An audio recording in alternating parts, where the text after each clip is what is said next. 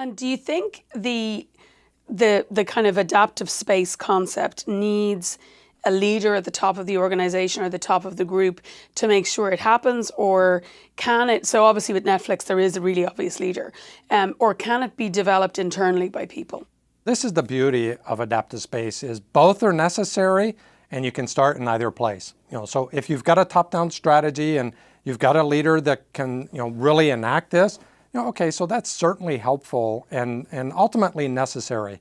But you can also do it in an emergent manner. I think of W.L. Gore and Associates, and they've been an adaptive responsive company since its inception, and they continue to respond and think about the market shifts and adapt around what those market shifts are, and that it's done in much more of an emergent manner.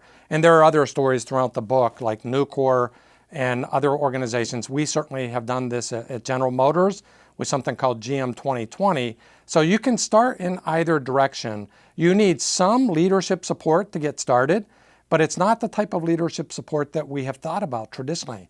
What you really need is some degree of freedom to be able to exchange ideas in a much more open manner. What you don't need is outright sponsorship and somebody to fully endorse and invest in the next billion-dollar business when no one really has a clue if this thing's going to work or not.